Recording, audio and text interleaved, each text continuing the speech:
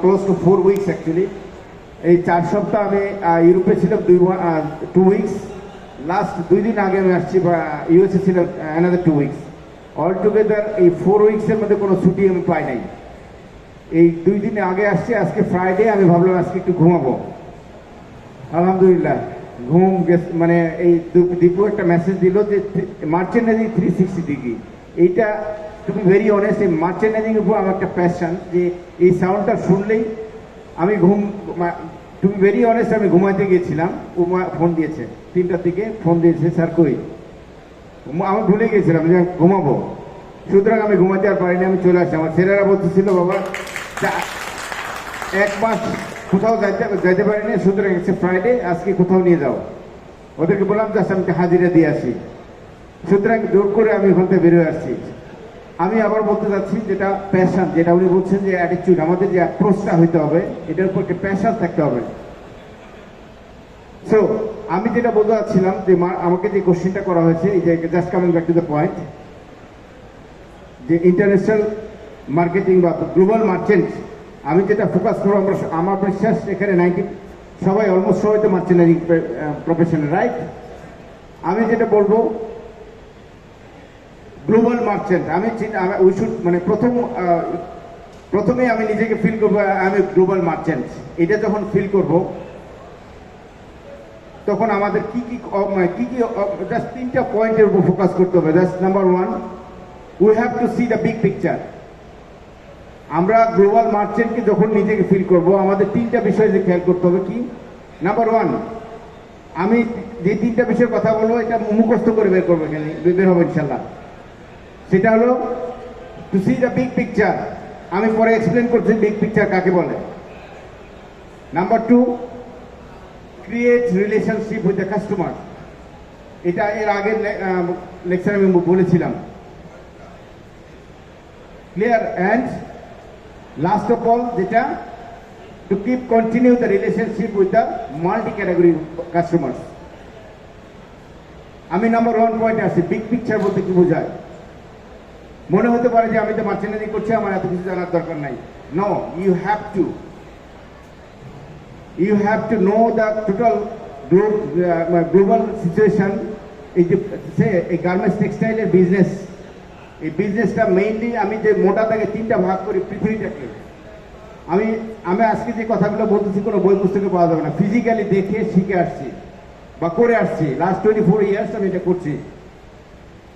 Total পৃথিবীটাকে 3টা ভাগে বিভক্ত যদি করি, মার্চেন্ডাইজিং প্রফেশনটাকে, মার্চেন্ডাইজিং প্রফেশন মেইনলি অ্যাপারেল বিজনেসটা, এই পৃথিবীকে 3 ভাগ যদি করি, একটা হলো ইউরোপ, আরেকটা হলো আমেরিকা, অ্যান্ড আরেকটা হচ্ছে এশিয়া। এশিয়ান কান্ট্রিজ যারা আছে, সবচেয়ে বিগেস্ট রিজন হচ্ছে এশিয়া রিজনের প্রত্যেকটা কান্ট্রি তাদের নিজস্ব প্রোডাক্ট নিজেরাই বানাইতে পারে। Only difference is that Europe and America, এই ইউরোপ এবং আমেরিকা নিজের পোশাক নিজেরা তৈরি করতে পারে না, তারা ডিপেন্ড করে এই এশিয়ান কান্ট্রিজের উপর। ক্লিয়ার? এখন আসি, এই বিগ পিকচারটা আমার জানতে হবে যে গ্লোবাল টোটাল পৃথিবীটাকে লিড করতেছে এই ইউরোপ অ্যান্ড আমেরিকান, এই 2 কান্ট্রিজ গ্লোবালি তারা টোটাল ডমিনেট করতেছে।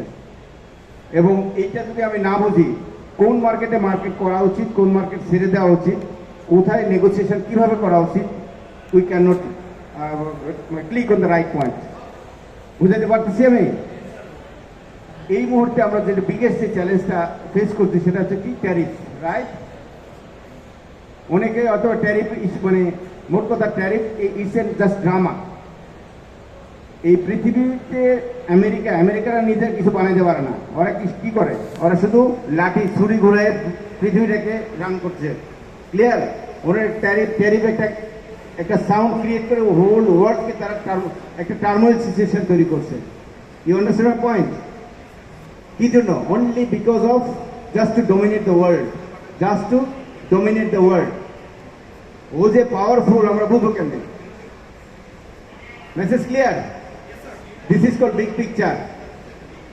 আমি আরেকটা ছোট্ট একটা বিগ পিকচারের বিষয়টা বলি।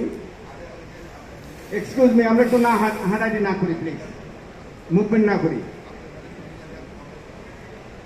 আচ্ছা, যেটা বলতেছিলাম বিগ পিকচারের জায়গায়, যেটা আমি টোটাল গ্লোবটাকে আমি আমি যদি উপর থেকে নিচ পর্যন্ত দেখি আমার কি করা উচিত, তখন অটোমেটিকলি আমার মধ্যে চলে আসবে what I have to do. আমি ছোট্ট একটা মার্চেন্ডাইজ হিসেবে চিন্তা করবো না, I have to think my self as a global merchant. কারণ মার্চেন্ডাইজারের অর্থ হচ্ছে বণিক, ব্যবসায়ী, বিজনেসম্যান। Message clear? তো এখন আমেরিকা কি করছে, ইন্ডিয়ার উপর একটা খড়গ নামিয়ে দিয়েছে, কি বলছে, 50% ট্যারিফ। সো দ্যাট আমি জাস্ট মনোযোগ দিয়ে শুনলে বোঝা যাবে কেন এটা করতেছে। So India every year, just আমি স্ট্যাটিস্টিক বলছি, every year they are getting more than $20 billion business with Russia. Clear? এখন ওরা কিন্তু কিনছে, তেল কিনছে রুবেন দিয়া। এখন আমেরিকা বলছে যদি তুমি রুবেন দিয়ে কিনো তাহলে তো আমার বিজনেস লস হবে, তার তো ডলারের দাম কমে যাবে। সো ওকে মানে এনফোর্স করা হচ্ছে যে তুমি আমার মোট কথা ওই রাশিয়া থেকে তেল কেনা বন্ধ করো। দ্যাট মিনস ওর ডলারে সবাই কেনা শুরু করবে, তাহলে ওর ডলার প্রাইস রাইজ আপ হবে। বাট ইন্ডিয়া কি করছে, ইন্ডিয়া চুপ করে বসে আছে। They are very smart. India totally আমেরিকার বিজনেস করে yearly close to $5 to $6 billion only. এই $5-6 billion doesn't make a sense, মানে এটা খুব বেশি একটা ইম্প্যাক্ট পড়ে না তার। সো আন্ডার টেবিল অনেক কিছু করার চেষ্টা করতেছে যাতে রাশিয়ার সাথে তাদের সম্পর্কটা ছিন্ন হয়ে যায়। Message clear? এই বিষয়গুলো কিন্তু জানা দরকার। কেন জানা দরকার আমি আসতেছি। এখন গার্মেন্টস প্রাইস কি হবে, কি হবে, ইউএস কাস্টমার কি করবে, কুইট করতে থাকবে, ইন্ডিয়া থেকে অন্য কান্ট্রিতে শিফট করবে। কোথায় আসবে? কম্বোডিয়া, ভিয়েতনাম, বাংলাদেশ, এই সার্কেলে চলে আসবে। আলটিমেটলি একটা প্রাইস প্রেশার চলে আসবে। আমরা যদি স্কেয়ার্ড হয়ে যাই, যে মানে যদি সে এই ট্যারিফের ইস্যুর কারণে আমরা স্কেয়ার্ড হয়ে যাই, বাংলাদেশ 20% ইম্পোজ করেছে, দেন আমাদের নেক্সট মার্কেট কোথায়? আমাদের next market we have to focus in the UK and Europe. Clear? আমি বুঝতে পারছি কেন যাবো এদিকে। Still now they are not imposing anything against Bangladesh. তাহলে এই দিকে যখন আমরা বিজনেস গ্রো করার চেষ্টা করবো, দ্যাটস আমার ফার্স্ট ভিজিট ছিল Europe. I am meeting more than 10 customers in the Europe market. So আমি যদি অল্টারনেটিভ মার্কেট ক্রিয়েট করি, দেন আমি এরপরে গেছে ইউএসএ। ইউএসএ বলছে তুমি কি ট্যারিফ শেয়ার করো। why will share in the tariff? বুঝা যাচ্ছে আমার কথাগুলো? ট্যারিফ ইম্পোজ করেছে তোমার কান্ট্রি, এবং সেটা রিটেলে তুমি বাড়া দিবা, এবং আমেরিকান পিপল এটা পে করবে। why will pay you? দেন হচ্ছে ওকে তাহলে বিজনেস তাই না, নো ইস্যু, আমি মার্কেট অলরেডি ক্রিয়েট করে আসছি। বোঝা যাচ্ছে আমি কেন কথাগুলো বলতেছি? I am just talking about global merchant. একটু গ্লোবাল মার্চেন্ট, আমি একদম গ্লোবাল মার্চেন্ট হিসাবে কথা বলছি। সো আমি কি বিগ পিকচার যেটা বললাম, so we have to know the globe, total global business policy, Jio politics, total বিষয়গুলো আমার জানতে হবে। বিকজ একমাত্র বিজনেস আমরা করতেছি যে গ্লোবাল মার্চেন্ট, একমাত্র এই গার্মেন্টস মার্চেন্ডাইজিংয়ে যারা আছে তারাই গ্লোবালি মার্কেটিং করছে, গ্লোবালি, নট লোকাল। পৃথিবীর বিভিন্ন কান্ট্রির সাথে তারা বিজনেস এঙ্গেজ। সো আমি বিগ পিকচার বুঝাইতে পারছি, রাইট? আর একটু পরিষ্কার করি। জাস্ট আমি যখন এই যে নিউ ইয়র্কে একটা সবচেয়ে হাইয়েস্ট টাওয়ার আছে, এম্পায়ার স্টেট বিল্ডিং, 102 তলা, রাইট? এটা রুপটপে আমি যখন উঠে বিগ পিকচার কাকে বলে তখন মনে মানে আমি একটু কল্পনা করলাম কাকে বলে আর কি। 102 তলার উপর থেকে যখন সারাউন্ডিংয়ে তাকানো হয় তখন মনে হয়, তখন বোঝা যায় আর কি। তখন থেকে আমি ফিল করছি যে বিগ পিকচারে কি বলা হয়। সো আমি যেটা মেসেজটা একটু পরিষ্কার করতে চাই, if you want to be a global merchant, you have to know the total global marketing aspects, geopolitics, total সিচুয়েশনটা আমার জানতে হবে। ক্লিয়ার? এরপরে আসি নাম্বার টু যে পয়েন্টটা বললাম, to create the relationship as a merchandiser. Traditional merchant আমরা যদি ইউজুয়ালি জাস্ট কমিউনিকেশন করি for price negotiation, production, shipment, samples, like this, that's general. You cannot be a global merchant. You have to create a personal relationship with the customer. তাহলে কি করতে হবে? Professional ইমেলের পাশাপাশি at the same time WeChat আছে, WhatsApp আছে, এই different just আমরা মোবাইল টাচে চলে যাব। যদি কাস্টমার সাথে পার্সোনাল টাচে যেতে পারি, ওই কাস্টমার তার ব্র্যান্ড থেকে যে কোনো ব্র্যান্ডে গেলে তোমাকে খুঁজতে থাকবে। আমি কি বোঝাতে পারছি? আমি যদি জাস্ট ট্রেডিশনাল মার্চেন্ডাইজিং করি, আমার মার্কেটিংয়ে অবস্থান হবে লোকালি, শেষ। গ্লোবাল মার্চেন্ডাইজিং আমি যদি স্ট্রং গ্লোবাল মার্চেন্ট হতে চাই, we have to create a personal relationship with the customer. কেন? যদি কোনো কাস্টমার সাথে রিলেশন বিল্ড আপ করতে পারি, সে হয়তো আজকে আছে গ্যাপে, আগামীকালকে শিখে যাবে, শিখে থেকে নেক্সট টমিতে যাবে, তখন আলটিমেটলি এই যে একটা অ্যাসেট তৈরি হয়ে যাবে, for the last long you will continue with you. Message clear? Number 2 point কি বললাম? We have to create a relation, personal relationship with the customer. And last point যেটা আমি বলবো, অনেকে কি করে ওই give and take something like that, হয়তো অর্ডার পেয়েছে, তার সাথে ভালো সম্পর্ক রাখছে, অর্ডার শেষ, তার সাথে আর কোনো সম্পর্ক নাই।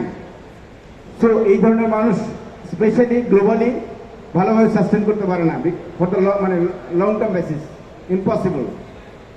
বাট কন্টিনিউশন যদি রাখা হয়, সে তার সাথে কাজ থাক আর না থাক, তার সাথে কন্টিনিউ যদি রিলেশনটা মানে কন্টিনিউ করি, কোনো না কোনো ব্র্যান্ডে সে জব করবে, দেন আমার মার্কেটিং এরিয়াসটা আরও বিগার হতে থাকবে। Clear? And this is how I have created more than 100 customer base এবং অল দ্য ব্র্যান্ডস। আমি এইভাবে মানে জাস্ট আমার মোবাইলে আমি কন্ট্যাক্ট লিস্টে দেখা যায় 7,376টা আমার কন্ট্যাক্ট আছে কন্ট্যাক্ট লিস্টে। সো আমি স্টিল না ওই যে মার্চেন্ডাইজিং স্টার্ট আপ থেকে শুরু করে অ্যাজ অফ মানে টুডে কারো কন্ট্যাক্ট আমি মুছে ফেলি নাই, প্রত্যেকের কন্ট্যাক্ট আমি রেখেছি। কোথায়? গুগল মামার ড্রাইভে। ক্লিয়ার? সো আমি আবার জাস্ট র্যাপ আপ করতে যাচ্ছি যে 3টা পয়েন্ট নিয়ে। If we want to be a global merchant, first of all we have to know the total global market situation. We have to see the big picture. Number 2 কি বললাম, কে বলতে পারবে? Number 2, we have to create a personal relationship, not professional তো as usual থাকবেই। We have to create the personal relationship with the multi-category of the customers.